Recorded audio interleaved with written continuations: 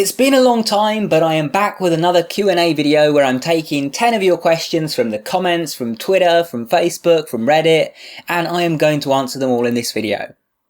So without further ado, question number 1 is, should your eyes be open or closed when you're performing wild? Now to some of you this will be really obvious, but obviously it wasn't obvious to everyone, and I never really explain this when I'm explaining wild, so yes, your eyes should be closed throughout the entire process. You're in bed, keeping your eyes closed throughout the entire process. You do not open them whatsoever during the process. Even if you think you've entered a dream, don't open your eyes because that would probably wake you up. Question number 2. Can you summon a dead person in a lucid dream? Well, yes, absolutely. You can summon anyone you like. Living, dead, fictional, real. Obviously, it's not going to be that actual person, so if you summon Julius Caesar, it's not the actual Julius Caesar, it's just the kind of conjured up version of him that your subconscious has come up with based on what you expect him to be like and so on. So it is just a fictional character that's being created in their place. But let's say that you want to summon a dead relative, you kind of want to have a goodbye moment with them or whatever because you didn't have the chance in real life. Well, you can do that, and because you knew that person pretty well, the character representing them in the dream will probably behave a lot like them because you knew them well. On the other hand, if you summon someone you didn't know too well, it's just going to be kind of what you'd expect them to be like. Question number 3. Does it count as lucid dreaming if you just realise you're in a nightmare and then wake yourself up? So, yeah, that's a lucid dream. A lucid dream is essentially a dream in which you realise that you're dreaming. And this can happen in nightmares as well. You can suddenly realise that you're in a nightmare. And often the instinctive reaction to this is just to wake yourself up. In fact, I have this all the time. I don't really get nightmares anymore because I do get them, but as soon as I'm in one, I know that it's just a nightmare. I know that I'm completely safe. I know that nothing can harm me. It's just automatic for me. I always recognise a nightmare. I never have an unrecognised nightmare whatsoever. And one of the things that I typically do is actually wake myself up. I'm not really at a high level of lucidity and awareness. I'm not like, okay, I can turn this into a fun dream now and do whatever I like most of the time. Most of the time, I just know, hey, this can't really hurt me. I can wake myself up at any time. And that's exactly what I do. I just wake myself up. That still counts as a lucid dream though. And if you find yourself in that situation, my best advice to you would be to actually follow this up with the DEILD technique. DEILD, or the Dream Exit Induced Lucid Dream, is a technique that you perform right after you've come out of a dream. And if you've come out of a lucid dream, then even better, it'll work even better and even easier. Question number 4. What happened to your second channel? So my second channel, Improve Every Day, was a self-improvement channel I set up. And basically, when YouTube was making all the changes to monetization and stuff, making it harder to get monetized and that, I started worrying that basically they're just kind of shutting out a lot of the smaller channels, and my channel, I don't know how long it would take to grow it and so on. And I thought, okay, what if I just try again on Tipharot and put all of the content here? My goal basically is to broaden Tipharot, for Tipharot not to just be a lucid dreaming channel, but for Tipharot to be a self-improvement channel that includes lucid dreaming as one of its major subjects. Once again, just like the second channel was a bit of an experiment and me seeing how well it works, the same thing is true here. I'm seeing how well this works, and if it doesn't work, I will try something else. Trial and error has been pretty much how I've developed this channel from day one. I've tried things out, seen if it works, tried something else out, seen if that works, and then I find what actually works for me, what works for you guys, and then I stick with that. So the second channel is more or less dead at the moment. I'm not posting any more videos there. My self-improvement videos are all getting posted on this channel, and there's going to be a lot more of them in the future. But I'm not going to delete that channel or the videos from it, just in case, in the future I change my mind and do go back to splitting up the 2 channels or whatever. So it'll still be around, I'm just not posting to it at the moment. Question number 5. Does lucid dreaming get boring after you've done it lots of times? Well, not really, because you have to think about the duration of a lucid dream first of all. You see, yeah, if you were in a lucid dream every day for say 10 hours a day, and you're doing that for years and years, you might start to get bored. Even with the limitless possibilities that you have in a lucid dream, you might just start to get bored of it and kind of want something different out of it all. The same way you can get bored with a really cool game that has limitless possibilities because you spend so much time on it that freedom itself becomes kind of boring because You want some kind of constraints, you want some rules, it makes things more exciting sometimes. But with lucid dreams, it's not like that at all, because you go into a lucid dream and a lot of the time you're only going to be there a couple of minutes or less. And when you get really lucky, you might be there 20 or 25 minutes. And that might be the one time that you get lucid for, the next 3 or 4 days. So you're not exactly spending thousands of hours lucid every year. You're spending quite a small amount of time in your lucid dreams. And sure, you can achieve a lot, you can do a lot of cool things. You're not really spending enough time there to get bored of it in the first place. Even if you were doing it for 20, 30, 40 years, it's not going to get boring, I don't think. Question number 6. What do you think are the most effective techniques for beginners? And this is with regards to lucid dreaming, of course. I think that any technique can be done by a beginner, and it's going to depend on the person. Some people are just going to naturally find that even the more difficult techniques like wild and that actually come naturally to them, and they don't have any problems with them. But for the average beginner, not knowing anything about you, not knowing how well you're going to respond to these, I would suggest mild and wake back to bed in combination with things like reality checks and meditation.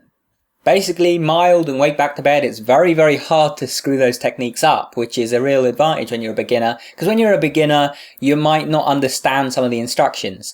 The thing about if you're learning how to build something is you can go on YouTube and you can look up how to build, a desk, and someone's going to put a video there and they're going to show you step by step how to do it, and you can just watch and follow along.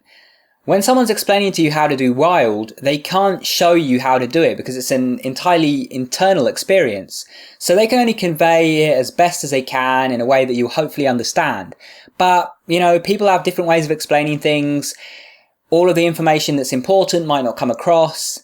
They don't know how to describe it in such a way that you're going to be able to get to do it right the first time. This is why often with lucid dreaming techniques, you might actually have to look at several different guides for something like wild before you find the actual process that works for you. I definitely had to with wild. I looked at several different guides and I had no luck with it, and then I found a few things that worked for me.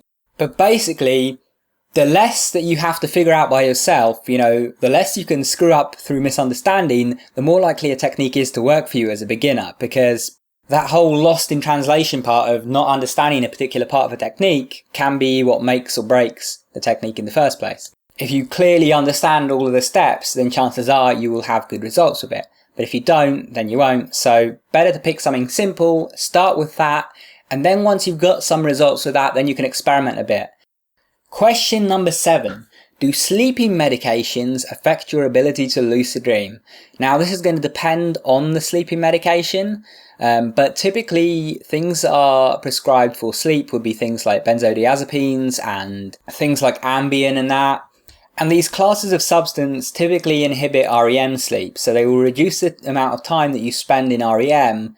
So if you are taking them every night, then they will reduce your ability to remember your dreams and to have lucid dreams as well. That said, if you're prescribed sleeping medication, all is not lost. Just like anything that inhibits REM, it will also produce a REM influx called REM rebound when you stop taking it. And with the case of GABAergics like benzodiazepines, like Ambien, like alcohol even, if you're not taking them every night, then you may even notice that towards the end of the night you do have that spike in REM and you do actually remember more dreams and more vivid dreams. I personally certainly have this with alcohol in particular. I don't drink very often, and when I do, I don't remember any dreams from the first half of the night whatsoever, but during the latter half of the night I have a crazy number of them and they're all very, very vivid, very easy to recall, and I'm almost always lucid. And that's due to the REM rebound effect. So if you are taking sleeping medications, you prescribe them, then the best way to take advantage of that would be to just not take them every night if you can. Make sure you talk to your doctor about it first, and, don't suddenly stop taking something that you've been taking every day for years, because that could be bad. But by spacing it out more, you can take advantage of REM rebound and actually have a good chance of getting lucid. Question number 8, one that I've had a lot of times, is what do you think of insert lucid dreaming device? They've asked me about this lucid dreaming device, that lucid dreaming device, whatever, and they asked me what my opinions are. Well, I haven't tried any of them, so I can't speak from first-hand experience, but I did recently make a video that you should check out where I talk about lucid dreaming devices and whether I think they're worth buying, when you should buy them, when you shouldn't buy them, some of the pitfalls and concerns that you should potentially have. So definitely check that out. Question number 9. What's the longest that you've gone without having a lucid dream since you started lucid dreaming for the first time? This is kind of a hard one to answer because I honestly don't really remember, because there was a period of several years where I kind of just completely forgot about lucid dreaming, didn't really think much about it, didn't try to practice it whatsoever. And during that time, I don't really know what the longest I went without a lucid dream was. You know, I still got lucid dreams even when I wasn't practicing, and that's always been the way since I had my first lucid dream. I just started getting them spontaneously every so often, and now that I'm more experienced, I get them more often even if I'm not doing anything. But I would say that there was probably a period at some point where I went at least 3 or 4 months without a lucid dream. As for my longest dry spell, when I was actively practicing lucid dreaming regularly, you know, trying the techniques on a regular basis and so on, I would say it would probably be about 2.5 weeks, maybe 3 weeks. Typically for me, dry spells occur when I'm actually not practicing, and that is the reason for the dry spell. But I have had a couple of times where even though I was doing all of the things that I normally did that were getting me lots of lucid dreams, I just wasn't getting many of them. And you know, I still don't have a definitive answer for why that was. I do have some theories though. I noticed, for example, that I get dry spells sometimes when I'm more anxious and when I'm more stressed. So maybe that's related to it, maybe that's the cause of it. I also think there's a psychological component to it. I think that once you actually don't have a lucid dream for, you know, say a little bit longer than the time frame you would normally expect to get one in, well, then it gets to this point where you're like, ooh, why am I not having a lucid dream? Have I got another dry spell? Am I doing something wrong? Is there something preventing me from getting lucid? And then you kind of start to psych yourself out a bit, and then that, I think, can lead to you actually having a longer dry spell. Because I think with lucid dreaming, one of the things about it is you kind of just want to relax into the process. You don't want to be so focused that you like need a lucid dream. If you find yourself getting frustrated when you're not getting lucid, then that itself, I believe, hinders the process of getting lucid. So if you get into a dry spell, the dry spell itself can make it harder to get lucid because you start getting frustrated, if that all makes sense. Question number 10, my last question for today. Have you tried galantamine and does it work? So if you don't know, galantamine is another supplement that is commonly used for lucid dreaming. Galantamine, like huperzine A, the active ingredient in Lucidesk and Dreamleaf, is an acetylcholinesterase inhibitor. Galantamine actually, unlike huperzine A, is the one lucid dreaming supplement I believe that has actually been studied for lucid dreaming. Stephen LaBerge actually did a study involving this. In fact, I believe he's done 2 studies involving this now, and they showed pretty conclusively in a lab setting that galantamine worked to increase the number of lucid dreams that people had. Now, I have not yet tried galantamine. I would like to try it at some point and see how it compares directly to huperzine A, but basically they work in the same way. Huperzine A and galantamine work in the same way, so I have absolutely no doubts whatsoever that galantamine works, because I have plenty of experience with huperzine A and I know that works and is very effective. And on top of that, unlike huperzine A, galantamine actually has the studies to back that up as well, so even if I hadn't tried huperzine A and didn't already have that experience to know that acetylcholinesterase inhibitors work for this, then I would still believe that galantamine works just based on the evidence that we can see from the studies. So no, I haven't tried it, yes it works. Anyway, thank you guys for listening and watching the game footage that was in the background. If you have your own questions that you would like answered, either by me in the comments if I get the chance, or in another Q&A video maybe, then leave them down in the comments below, or message me them on Twitter or on Facebook. I quite enjoy making these Q&A videos because some of the questions are really interesting and get me thinking a little bit. So yes, leave your question, no matter how random, or no matter how silly or obvious you think the answer might be, you may as well ask. Before we go, if you do actually want to learn to lucid dream, be sure to check out my Advanced Lucidity lucid dreaming course that takes you step by step from having no lucid dreams to having regular lucid dreams and controlling them just the way you like. There'll be a link to it in the top right hand corner and down in the description below.